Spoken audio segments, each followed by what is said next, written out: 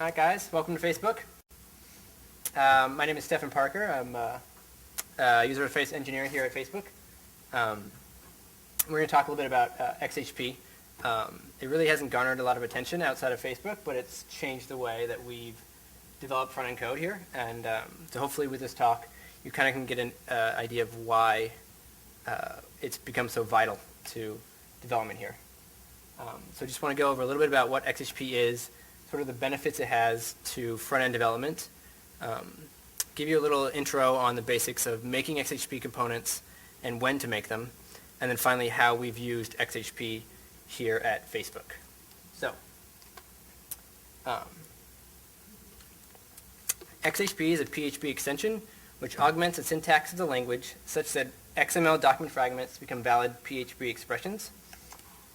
What that means is that where we used to do a lot of string concatenation and we'd sanitize our inputs and echo that to the page, now we can straight up put XML document fragments into PHP with unsanitized input and safely render it to the page.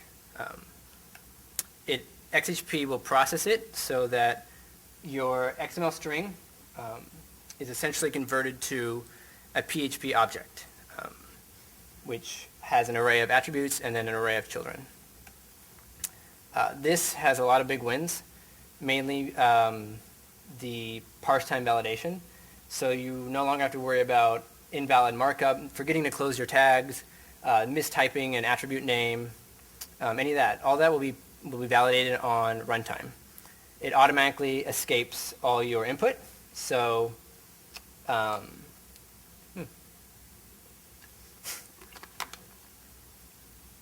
you don't need to worry about XSS holds anymore. It's kind of a thing of the past. Security is now the default and not the exception. HTML elements can be stored and referenced, so you can reuse these components, you can reference them, you can pass them around through returns of functions, you can set their attributes through set attribute methods instead of having some sort of string regex pattern matching to see if the class name is available. And then you can easily build and reuse these components. Excuse me, I need a chair.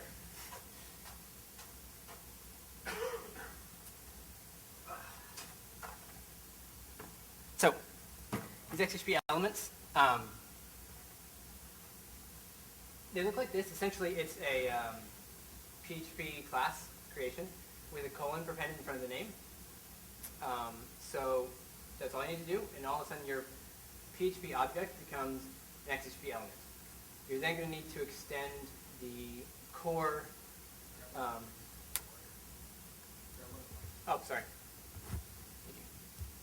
So you just, you extend the core XHP element, which is X element, and then I'll give you all your basic set attribute, get attribute, append child. All those methods will come for free with that.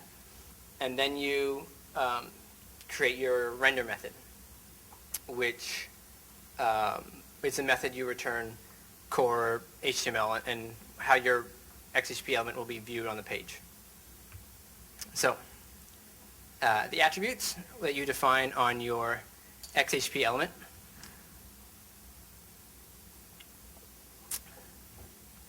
There's a lot of different things you can do for your attributes.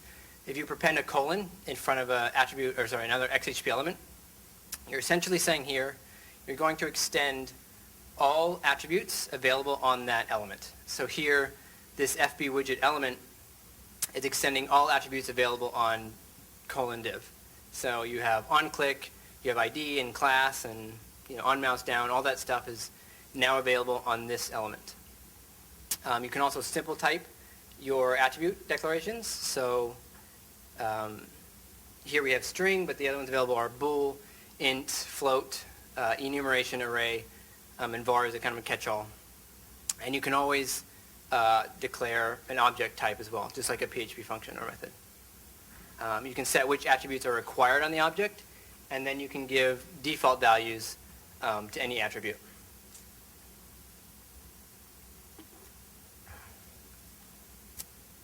So, children declarations run through sort of a regex pattern matching.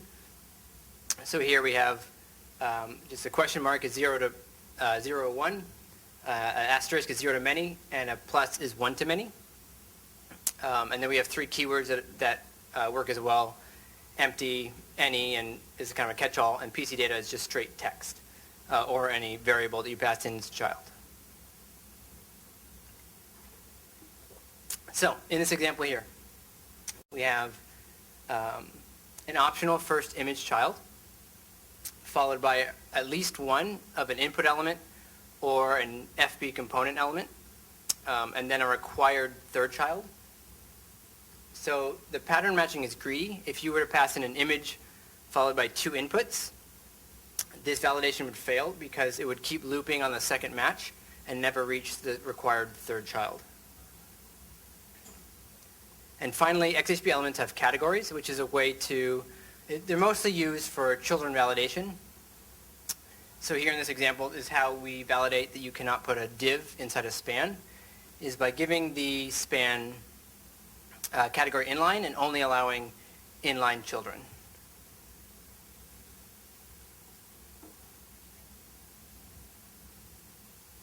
So all these methods are available on the XHP elements. You've got your getters and setters for attributes. You've got your remove attribute, get children, first and last child, append, prepend, replace. Category of just returns a boolean on the XHP element. And we have the magic method toString, which just echoes your XHP element. And you can always do instance of just like any other PHP class. So,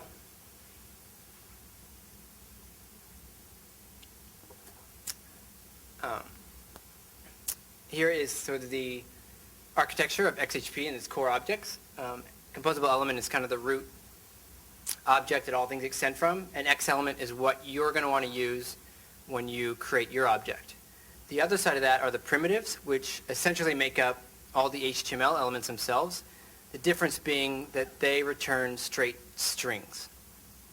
So your X element will compose itself and return primitives, essentially. They can return X elements, which themselves will return primitives, but down the line, the primitives will be used to render out the actual strings to generate the markup. So XHP HTML element does all the validation to prevent XSS security holes and all that stuff. The last special case one is xfrag on the left, which essentially is a array for XHP. It's just a holder for you to put in XHP elements inside, and it won't actually render anything to the page. And if it's ever appended to another object, it just dissolves and appends its children instead.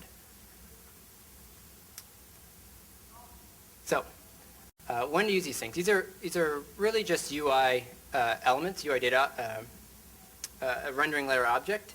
So you may have a PHP object which holds all your data, and you want to render them in a consistent way to your page. You can create commonly used XHP components. Here we have an example of just a UI input, which is going to take a data object that you have throughout your site, let's say, and give it a property name. So you say, I want to input created from this property in this object. That way you can always give it a class name if you want to. You can have like required checks if you want to add some HTML5 required attributes in there. Or you can automatically populate this value if it's populated in the object. And the same thing goes with, I just created a gender select. Maybe it's a common gender select menu, which populates, male, female, or private, blank. And these things can be used to easily create just common elements on your site. So you can abstract this even further, and let's say we have a object here in Facebook called UI grid, which essentially creates a table. You assign it the number of columns, and it'll split your children up and divide them into the appropriate rows. So here we have a UI grid with 4 children, the text being one, an element being another text, another element, and we're saying we want 2 columns on this table. Let's say we have some spacing attribute. We say I want a certain amount of spacing given by this element, defined by this element, and then we don't need any borders for this. And so the markup generated underneath, it will, in its render function, it's going to say, okay, give me the children, split them up into the number of columns, and then make rows for each item. And here's made make cells for each item. Here's made a cell for the name and a cell for the input, et cetera, et cetera. You can keep taking this up, so now it can become more than just one element here, one element there. But here you can make it more of a templating sort of framework. I just made this up. It's a common type of templating way of doing things where, let's say you create a template object, which is your page frame. You're going to populate it with certain layouts. So you have a left column, a middle column, and the ads on the right. Then you got to set all your variables you want applied inside these templates, and then you're going to display it. So instead of doing all this, because then all your logic is going to reside on these other files. They're going to reside in your homepage left column file, your homepage content file, your homepage ads file. Maybe they're all in the same file. But instead, here when you look at the page, you change it to XHP, we can say, okay, we have a Facebook page. Its layout is going to have a left column, it's going to have a content column, it's going to have an ads column. And inside those columns, we're going to say this is going to have the nav, this is going to have the chat there, the homepage is going to have the newsfeed header and the newsfeed, and the right-hand column is going to have its ads. And you can see directly right here what your page is going to look like without having to search through files or search through templates. You may not necessarily know what each of these are going to do, but you can give a general idea just by looking at the structure of the DOM tree. And in each one of these is probably something that looks very similar. So inside FB side nav, you're probably going to have a UL and it's going to have LIs, maybe abstract into other components, but you can easily get a picture of how your page is going to look like at a glance from your code. So, Facebook's UI library. We had this UI library a while ago, and it was good for what it did. It said, okay, every component, we want to compartmentalize all our CSS and all our objects. We don't really require more than we need. And so every one of these objects had its own CSS, and it was good. I mean, it worked. But we realized that a lot of these objects were duplicating the same CSS over and over again. They were saying, padding left 5 pixels to move each other away from each other. And it was bloat. We ended up having, at one point, more CSS rules defined on our homepage than actual DOM nodes. And so we said, okay, let's define the core CSS that all these elements are using and have them all just pull from that instead. So when we built our base UI object, we took margin and padding as 2 core attributes, and then all elements that we define will be extensions of that and have these 2 attributes applied. So now we have this div element essentially with small padding and a left medium margin. And what internally the object will do is add these classes here. We just put padding all S and margin left medium. And it applies that to any element you can create. So now in your CSS, when you're creating more objects, you don't need to go in and define these same things over and over and over again. That'll just add bloat. So we go one step further and say, okay, there's more that we're doing besides just spacing. Spacing may be common to all, but a lot of times engineers will come to a page and the designers come in and say, okay, here's what your page is going to look like. You have a title here. You have some gray text here. And this will be bold. This will be however. So we said, okay, let's give the engineers the freedom to use that or to build that without having to rewrite the same things over and over again. So really what it was the font tag kind of reinvented. We're bringing back a way to give engineers a certain set that our designers have specified. These are our core allowable guidelines, essentially allowable colors, allowable font sizes or weights, and engineers can choose from that to build their element on the page. So in this example here, we just say, okay, we want a bold text with that's small and gray. And we add the classes, same thing as the spacing would do. And then display inline would just make it a span instead of a div. So using this, we started building on top of it, making other smaller, a little more complex components. Here we have what's called a UI image block, which is essentially just an image followed by text on the right. And it's a common paradigm that we see in a lot of websites these days. And here is the home page with all the image blocks highlighted. If all these components just simply reuse UI image block over and over and over again, they don't need to redefine the same CSS to put the same structure on the page. And so with all this, with the spacing and the text styling and these core elements that position things on the page, we were able to bring down the CSS usage from Facebook by 50% in 3 months. So coming, the homepage redesign back in February was our first big implementation of XHP, and it brought it down a good chunk. We had some right column cleanup with the ads and with the requests on the right and the events creation flows, and then we rewrote the entire newsfeed in XHP.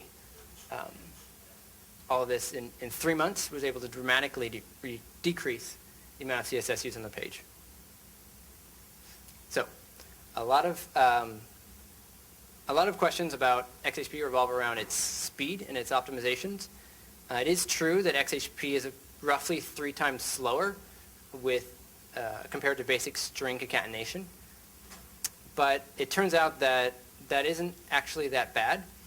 When Marcel Laverdet, who actually was the original author and inventor of XHP, first built it, he kind of did a speed test against Facebook's current wall time, and he found that about 1 to 2% of the page generation time was string concatenation.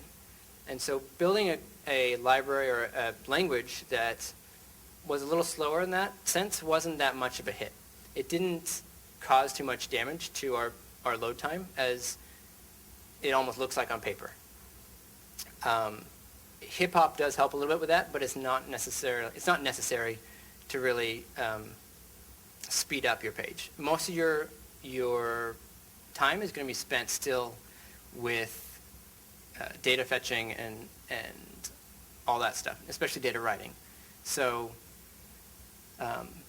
people, a lot of comments that I've seen out on the web are about fear of basically slowing down or crashing your page because it just can't handle the number of, all the objects now are floating around instead of just straight string concatenation. Or really, it's not that bad. You'll notice it if your web application is ultralight and doesn't even need to hit the database. But other than that, you're really pretty safe at using XHP over basic string concatenation methods. And then the other big win is just code clarity and brevity in a sense over maybe a tiny performance hit. The speed and ability with which we can develop now, reusing all these common elements, reusing common spacing, engineers can come in without knowing much about the UI, without knowing much about CSS, and come in and build these elements on the page in a really quick manner. And that's almost a bigger win than any performance that we would take from XHP as a language itself. It's dramatically increased and sort of changed the way people think about how they're building for Facebook. But yeah. So that's pretty much it. It's really a simple language. It's just XHP. It's just HTML, which if you're building for web, you pretty much know already. So it's just being able to build your own elements and then use them on your page. There's not much to it than that. It's really easy to learn, and it's kind of once you start it, you can't go back. But yeah, do you guys have any questions about XHP, about how it's used? Do we need to give a mic?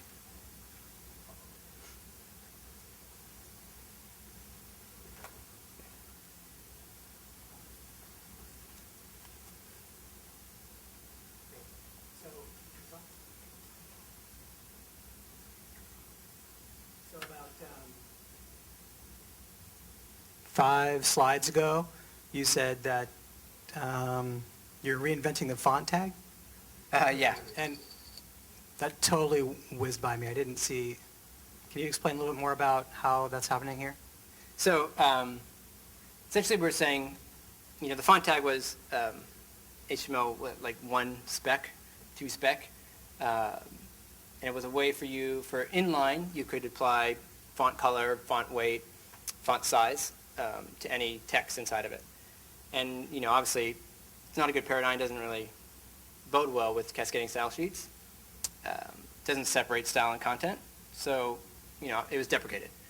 But here we're saying, it's really valuable sometimes for engineers to come in and say, I want this text to be gray. That's all I really care about.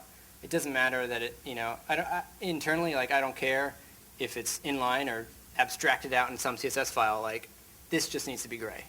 And so here we're saying, okay, let's abstract that for you. We'll put it out in a CSS file. We'll put it out and say, okay, we'll define these classes of all the appropriate sizes, of all the appropriate font colors, and just give you the APIs to put them in for you.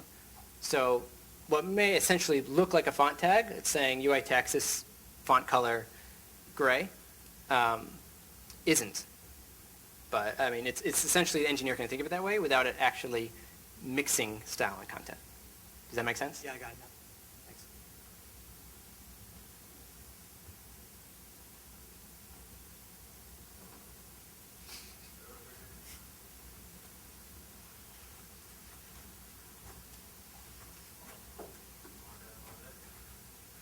Can you talk about some more, you talked a little about image block and UI text. What are the other types of elements in the Facebook UI library? Starting with the simple ones and maybe onto some of the more complex ones. You have some more examples you can share? Sure, we can just take a look at the homepage. So another very basic core component is UI like left-right. So you can see all of our headers have a left side. We have the header essentially, and a right we have an action, let's say. And that's another, basic component that, we're going to need to put something on the left, we need to put something on the right. So give an object, take two children, float one left, float one right, clear fix it, and you're done. An engineer, a lot of engineers don't know what clear fix is. They don't know what floating is. They don't know how it takes out the flow of context. So now they don't need to. All they need to know is they're going to use a UI left-right, and it's going to space it for them magically. And then, more basic ones, you can see at the very bottom right, I have a little box that's telling me I have more notifications. Okay, engineers might want, a box with borders, different colors, error box, a message, success, so info. And so we could, okay, we'll give them a box with different types, an error box and, a warning box. And so now they don't need to know, like, what, color is the yellow that we use, what color is the gray that we use, or the blue or green, whatever. And we can always change that color, and they won't even know. All they just know is UI box, type equals success. As you start building up, you want to abstract these out into more higher level elements. So here we have a million UI boxes on the page, but if you look at the center column, it's a list of UI boxes. So you can see 3 here on them. Each story is its own UI element essentially, but it's going to have a lot of metadata with it. So we want to abstract each of these stream stories out and say, this is a stream story object, and it will return a UI image, but maybe it's going to take in more data specific information. So it's going to take in a stream object data type, and say it's going to pull out the the user profile picture, the message, any comments, things like that, and it'll just pull that out and then start generating UI image blocks. And as I mentioned very briefly, kind of the templating. I'll go back a little bit. So here, we have a news feed which has a story. So each of those stories are going to, essentially be an array of these story object types. So you can keep bubbling it up and kind of abstracting it out until you get to the page level. When XHP comes through and renders, it renders it kind of top to bottom. So it's going to say, okay, it's going to FB page, and it's going to run its render method, which will return. It'll return, let's say a div with left column, right column, center column, and then it's going to look inside those and render those and recursively go down the tree. So as you get to FB newsfeed, it's going to render it and see, okay, you're now returning a list of FB newsfeed story objects. It's going to render that and return a list of UI image blocks and render that, which is going to return a div with an image and text. And that's kind of how XHP processes itself as it goes down to render your page. Does that answer your question? Is there any? Can you talk about some more examples of things that are in the Facebook's specific UI, reusable UI components? You talked a little about left-right. Are there any more complicated components? There are tons of complicated components. We have the type ahead at the top of the page is probably one of the more complicated components. We use that in a lot of places. We use it for in your edit profile flow. We use it here in creating events. It mentions uses a type ahead, which is like tagging people in your status. It's another component where engineer doesn't need to know all the advanced JavaScript that goes with it for internationalization, for caching, your names of your friends, and all that stuff. They just say, okay, I want a UI type ahead, and I want it to show 10 results, and I want it to pull from, friends or friends in the pages I like, and things like that, and then I want to store, when I press enter, I want it to send the results to this endpoint. It's like I said, it really simplifies an engineer's ability to code for the web without having to know about the specifics of the web. I'm trying to think if there's what other components we have on this page here. The side nav on the left is another component, so we just have a generic side nav that we'll use through a lot of different places. And this, it's just another example where they say, okay, I want a side nav, I want it to load asynchronously data into the content column. Here are all my choices, and here's my selected one. Now render it for me. That's all they really need to know. They don't need to know about any sort of IE6 quirk that comes along when you display it in a certain way or any of that sort of stuff, because the component sort of knows itself what it needs to do. We do other things as well. Another kind of little fancy trick we do is in a list, say we want a list floated left to right. In RTL languages, we could just float it right to left, but there are bugs with IE7 that when you float things left inside floating things right, it does all sorts of display issues. So we say, okay, we'll just flip the order of the images, or the order of the items in the list, and float them in the left still. So all that sort of fancy stuff an engineer isn't going to know about. They're going to say, here's a list of my items. I need floated left to right. So we have, let's say this yes, no, maybe, or yes, maybe, no on your sponsored ad that you're applying to the event. It's probably floated each item to the left. When we change it to an RTL locale, it'll be reversed, but not be because the images are floated right, or the radio buttons are floated right, but because we've reversed the order of the items. And as an engineer, if they were building a page, they may not even test in RTL, or they may not know about the RTL issues in IE7 specifically. So here we've avoided that without really having to do any extra work.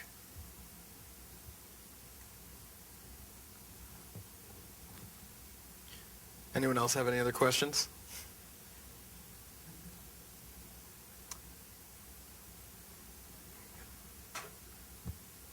Hi. You talked about the performance mostly in the terms of engineer performance. It makes things quicker for engineers to do work. You also mentioned a little bit about how it makes the site slightly slower. But you didn't say much about the XSS and protection as the other features that it kind of gives you. Is there anything else to say on that? It's perfect in that regard? It essentially sanitizes all attribute inputs and all children inputs. I'm scared to say the word perfect, but there's always ways you can engineer internally. Like you could build a way in your own instance of XHP to get around the security flaws. It's not like absolutely foolproof, but as a base, you can just throw in anything you want, and it's going to essentially run it through HTML special characters to return your input. So it's going to prevent any way that you yourself could even implement a XSS hole, let alone like user-generated input. It becomes the default. I've got another question. Mm-hmm. You talk about this creating essentially a big string after you've rendered it, because you're talking about walking down the tree, and that ultimately gives you a string. Mm-hmm. So at what level are you kind of generating these strings? Because I'm assuming you're not generating the entire page is one big string, because the whole of the Facebook site is very dynamic. So how do you deal with the sort of dynamism in markup and XHP? How do you generate fragments of pages? So, well, here we have a fragment right here. So let's say in this page they had some form, and they're inputting the username and the gender. And let's say this is a function actually. So instead of echo, it's return HTML. And this function is, get user form, get user create form. Here we're passing around just an xfrag, and a user might call this function to say, okay, I need to get this form. I mean, technically that should be its own XHP element. It should be a user create form element that you pass around, but it in itself is kind of a little fragment. And so essentially, all XHP elements are themselves fragments, except for maybe the highest of levels of the page element. And a good paradigm we use is just to try and make them kind of as small as possible. Each element should do kind of as little as it needs to, and just keep it very specific to its own purpose. So, I mean, yeah, it's just kind of separate, keeping everything simple to understand. The processing, what happens when you are building, but trying to get back to your question, the sort of the loop it goes through when we are generating this content, it doesn't always do it in one big swoop. We still have a lot of old non-XHP code in our system, so a lot of our things will have been upgraded but are still kind of in the transitional phase. So we may still have functions that return XHP, or we may still have functions that return strings, but we want to make sure that that string is HTML safe. So we'll update the function to return XHP, or sorry, to use XHP, but return its string. So we'll render it and return that rendered string instead of the whole XHP block. So, I mean, the processing may not happen all at once, but it can. It just depends on how you build your system. I'm not sure if that answered your question fully. Yeah, to add to that, it sort of just like iterates over the XML and just two strings everything as it goes, right? Yeah, it actually, technically what it will do is it'll loop through it until it reaches primitives. It'll boil it down all the way down to its primitives, because when you validate children, you're going to put, UI image block, let's say, is going to validate its child, saying it needs an image as the first child, and the next child can be anything. But I guess a better example would be a table. So UI grid is going to say it can have any number of children, and I'm just going to separate it into cells. But a table is going to say I need a TR as my child, a TR is I need TDs as my children. And so when you use UI grid and you render it, it's going to generate a table with TRs as children. As it goes through the rendering, it's going to say, okay, render, return table. We have to stop there because the children of the UI grid aren't TRs. So we need to render the children of the UI grid first, essentially. Basically the idea is that all X primitives have their own children validation. So spans requiring only inline elements, tables requiring only TR elements. We're going to boil all X elements down to those primitives first, so that we can use the HTML native validation, and then we'll again sort of loop through it and render all those to strings. The X primitives are the only ones that actually return strings.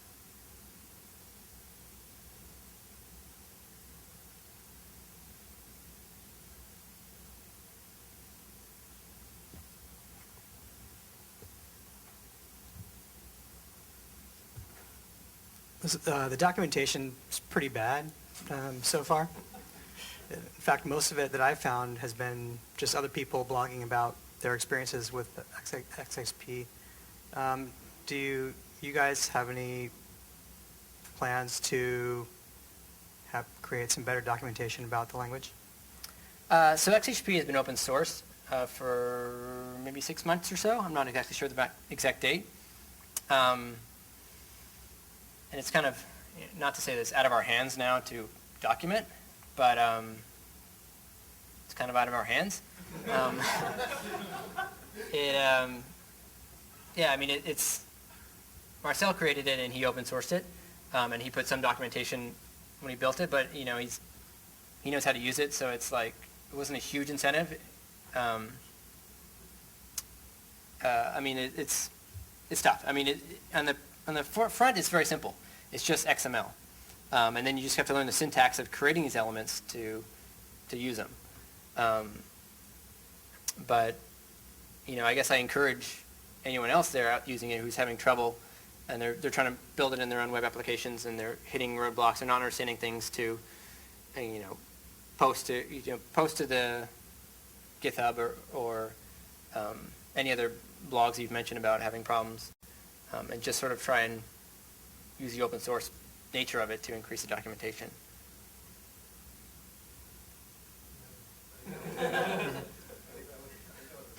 Yeah.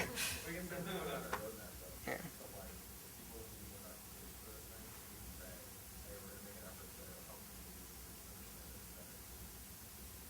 Well, it's important enough to have a tech talk about it, right? And so you obviously want to tell people, so it'd be nice to let more people other than the 30 in this room have access to it. The question behind you. Yes, to piggyback to him, at least provide some example of code and rendering, that is kind of things. I think maybe you can guess a little snippet that you have. I'm feeling pressured to go on to the project and add some documentation. We have internal documents to help our own engineers build these components, so I'm sure there is nothing private in there that we can't share. But yeah, I mean, it's definitely something that is not without ask our and you realm shall of receive, ability. so we ask.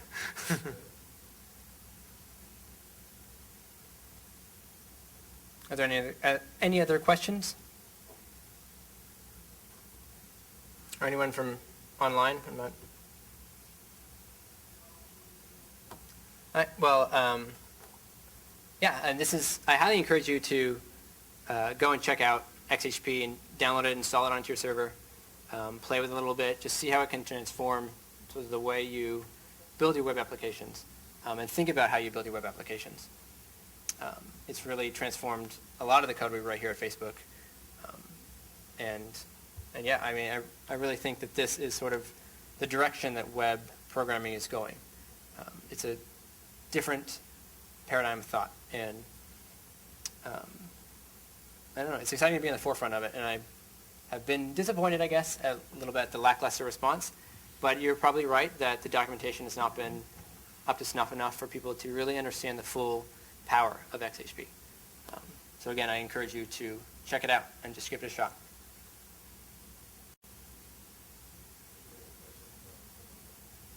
Oh, question coming in.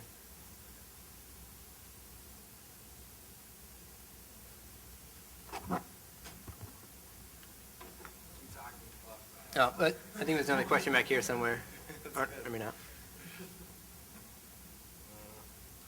Do you know offhand if there are any 5.3 PHP 5.3 limitations? I do not believe there are. I know XHP has been implemented into PHP 5.3, so the only thing I can think of is namespacing. We have sort of XHP allows you to sort of faux namespace your elements. So UI grid is, it looks like it's namespace, but it's actually not.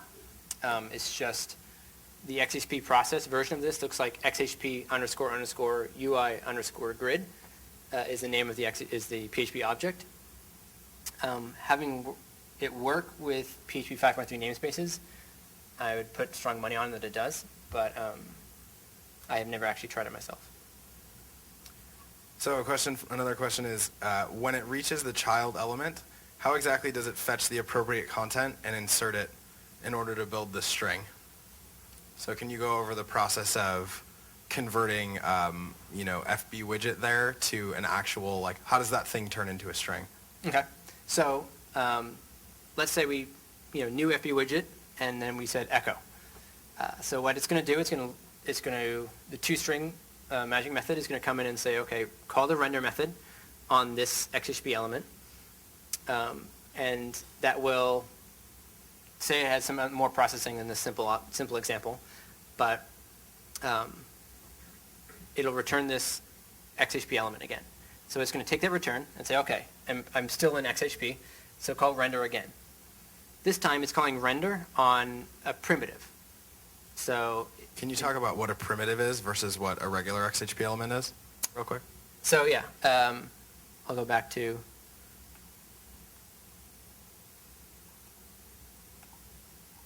once I get there.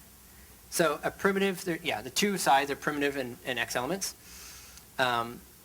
Primitives are everything that returns a string. So these ones, they're render methods, essentially return strings, whereas X element render methods return XHP. So when you're recursively calling render, like I said, it stops at primitives, so it won't actually render the primitive until the whole tree is kind of primitives. So What are some examples of primitives? HTML elements. HTML elements are all the primitives. You don't ever really create primitives yourself. You can if you had a specific need for it, but essentially, I mean, that's where you might shoot yourself in the foot with XSS holes, is if you tried to do something like that. But all the HTML elements are already built in for you with XHP into a PHP lib file, so it's kind of, you don't necessarily need to worry about it, but it's there. And these are just the things that will build the strings for you. What you need to worry about is returning XHP inside your render methods, and then it'll recursively melt itself down into strings for you. Does that make sense? Online person? Yes. We'll just go with yes. It does. Good, thank you. Are there any Facebook XHP libraries available for developing FB apps? I want to go with no. Yeah. I don't think so. Yeah, we only really have our internal UI library. FBML and the like may look similar, but it's not XHP. And I'm not sure. The social widgets we have, there's no real correlation between Facebook's UI library and any third-party application. Do you think in the future it would be cool to offer some Facebook-specific XHP library? I suppose. I mean, it's nothing. Technically, it's all there. If you look at our HTML and CSS generated, you can kind of figure it out. We're using the same class names over and over and over again now, so it's not that hard. But yeah, I don't see anything out of the realm of reason why we would, be opposed to that.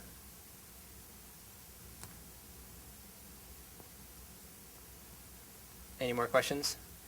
Here or online? See any online?